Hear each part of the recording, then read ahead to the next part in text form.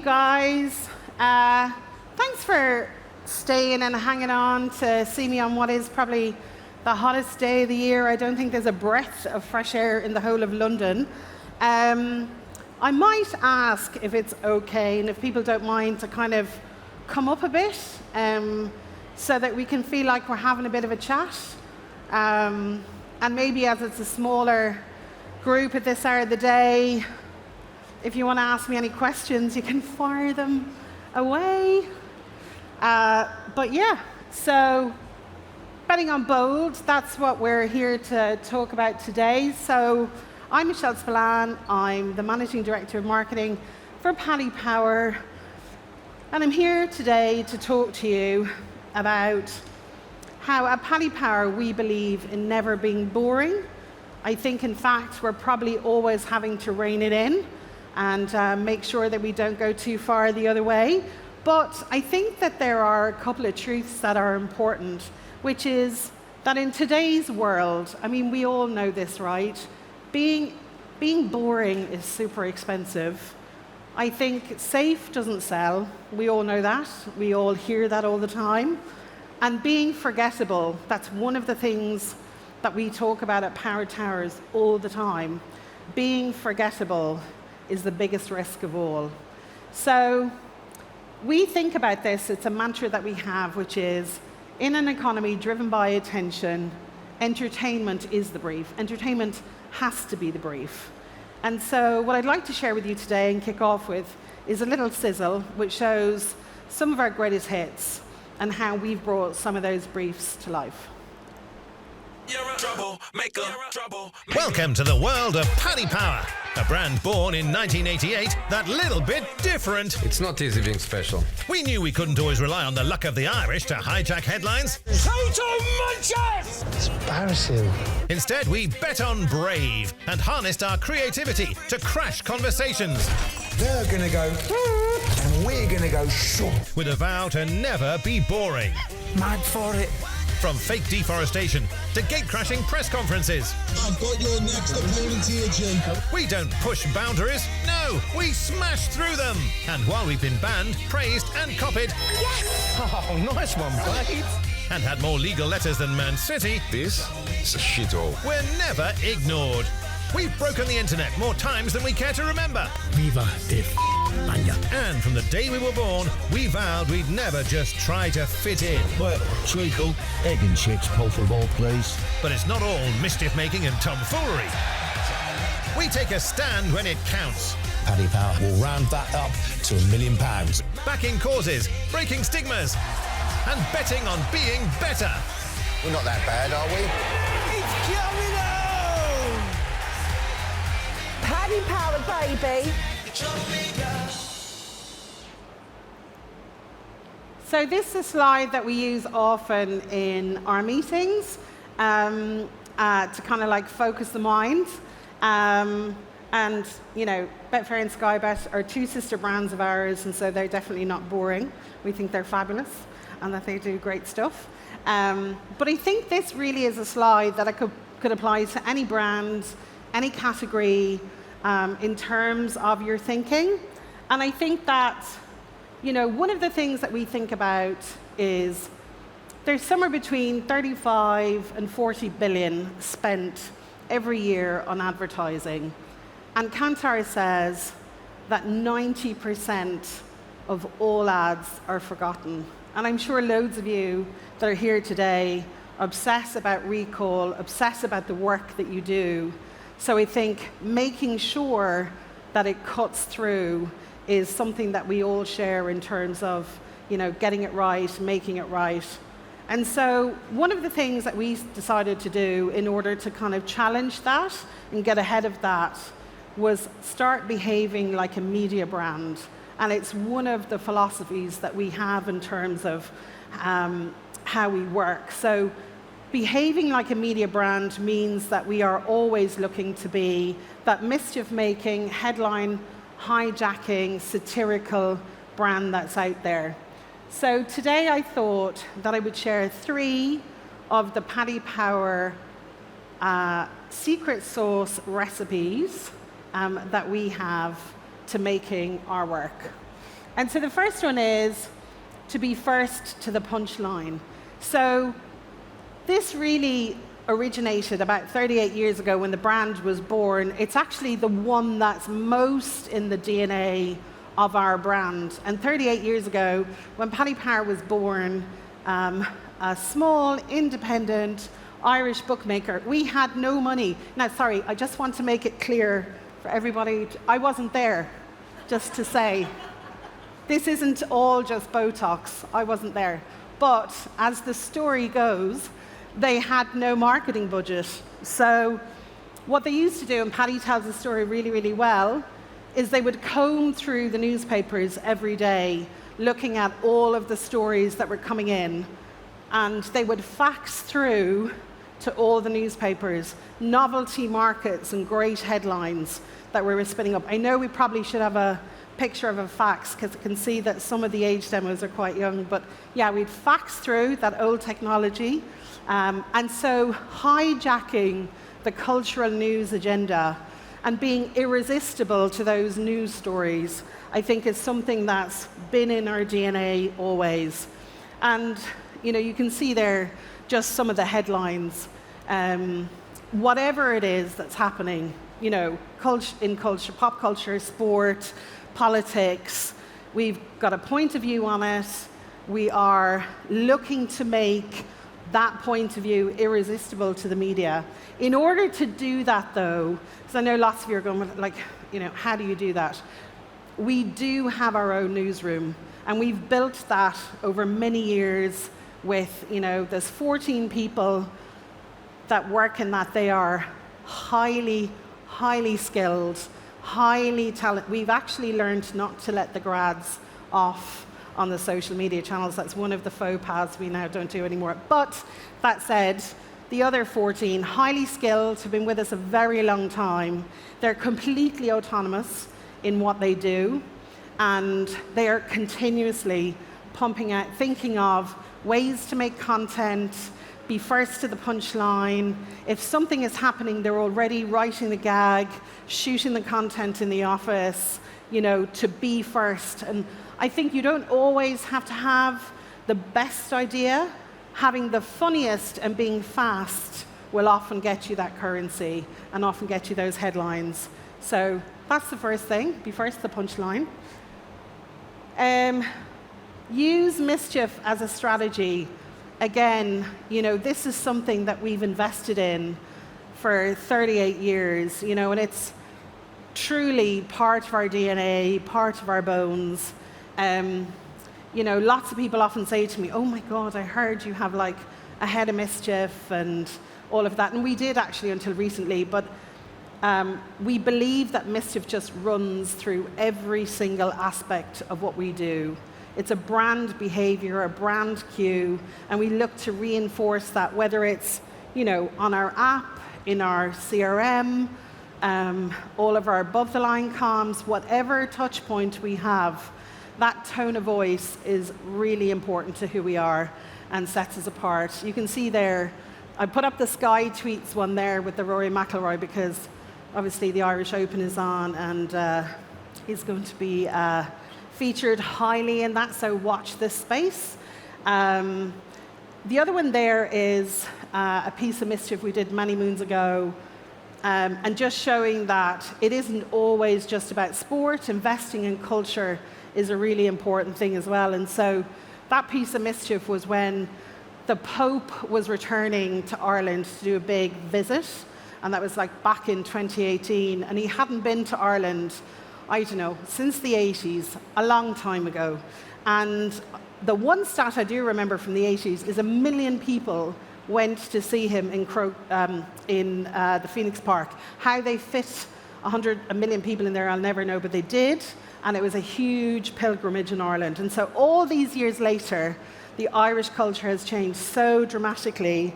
And at the time, there was a great guy called Paul Mallon who was with us, working with us, who was the head of mischief, and he was like, Michelle, I think we should do something for the Pope's visit. And I was like, oh my God, that's, wow, okay.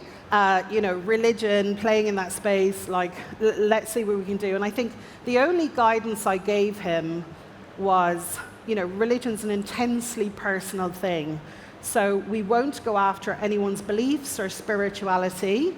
So let's find the universal truth that everyone believes to be true and everyone's talking about in the way they're talking about it. And so what he did was, everyone was cracking jokes that nobody had been to confession since the Pope had been 30-odd years previously. So across from the Central Criminal Courts of Justice in Ireland, Paul built in plain sight a 70-foot drive-through confession box to look after all the demand of everybody that would want a quick, speedy confession before the Pope came. And we got so much coverage for that. And the reason we got coverage is an important point, is that the country didn't know how to feel about the Pope's visit. It was a very divided thing. And in having a bit of fun and surfacing in a fun way how people were feeling, people went, I really like that, because that's exactly how I feel. And there's a headline there from the Indo. The Irish Times did another one. It was like a big centerfold, and in the middle they had the picture of the confession box, and they said, Paddy Power captures the mood of a nation. And so playing in culture where the outcomes are unpredictable, being able to surface how people feel, I think is great currency for your brand. And then also, we do a huge amount of work in what we call mischief for good, and that's really important, giving a voice to causes that are very important to our customers, to our communities, to our colleagues and people who work at Flutter. This was a big one in the 2018 World Cup. It was called To Russia With Love, and obviously they don't have great, I think they don't treat their LGBTQ community very, very well. We've been involved with that community since the days of Rainbow Laces, giving a voice to things that the LGBTQ community feel really strongly about. And so that was a big stance that we took at the time. Other stuff that we do that you may have seen is, with the darts, we support prostate cancer with the big 180. So doing mischief for good is a really big and important part of what we do. And there's a piece of the darts there. And then entertainment is the brief. And so I'll talk about sponsorship first. I think in what you can see kind of turning the alley pally green, when we took over the darts at Christmas and we were working with the PDC, one of the things that we were saying is it's already a massively, huge cultural tradition. And so in sponsoring something, we have to feel like we have a role to play, we can make it better, we can make the entertainment better. And so we did. And so we're heading into I'm going to look at Dan, our third year this year with the darts. And it just keeps getting bigger for us. Our partnership with prostate cancer is really, really central to that sponsorship. And yeah, we love it. Our customers love it. And I will say it's been important for our business. It's grown our customer base. And so, entertainment being the brief leads to business results. And that's always the core measure for us. But also, I've included 2 stills from some recent enough work that we've done. And this is work that we've done with BBH. And we started work with BBH 2002, I would say. And I think the marriage that kind of brought us together on that journey is that we share a couple of common beliefs. The first is that success is a brand that's winning. Commercial results, a business that's thriving, stuff that's going really well. And we believe that the how to that is through great, brave, bold, creative work. So the craft is central to that. And there are 2 pieces of work. That's a piece of work from Cheltenham, which is one of our most recalled ads that we ever do. Now, bearing in mind, that only runs for 4 weeks every year. and not everybody's into horse racing, but it transcends horse racing into wider cultural conversations, because the craft of that ad that Luke and Lawrence at BBH wrote is that it's based on rivalry. And that's the truth and tension, the Irish-English rivalry, the sporting rivalry that exists between our two nations. And then the one at the top is our Euros ad from last year with Danny Dyer.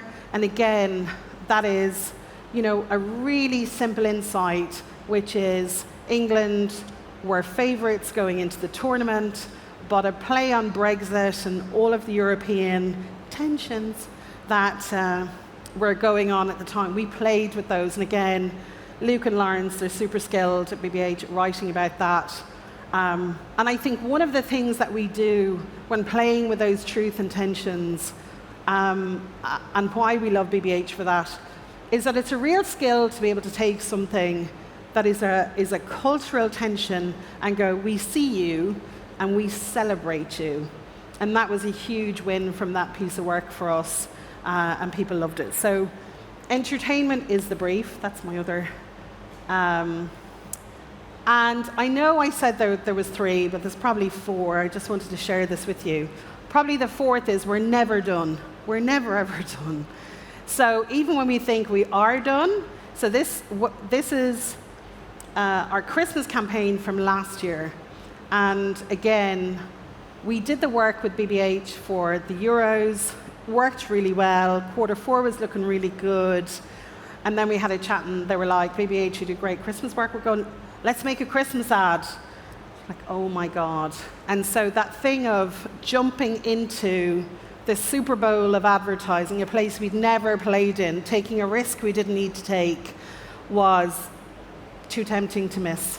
So off we went, and the central idea in this campaign is a shirts, not just for Christmas, a shirts for life, and that you are often gifted your first ever football shirt. You don't pick your team, you're given your team, and all of the highs and lows and joys that it takes to become a lifelong football fan. And so I'll just share the work with you. Oh, I just got a whiff of your stuffing. She loves it. Look at her, look. There's one more. Merry Christmas, son. Enjoy the gift of a football team for life.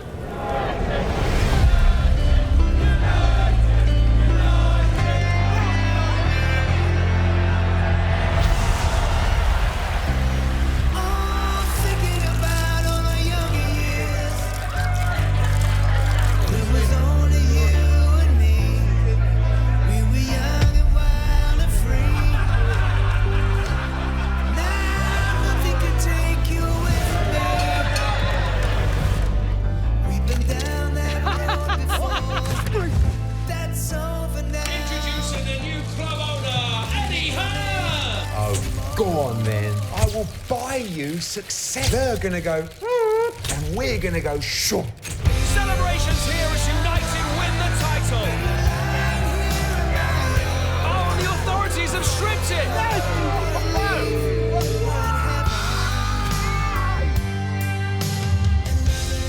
Merry Christmas, son. Andy, this is perfect. Yeah. Perfect. What was that? Oh. Go on, boy. You know what to do.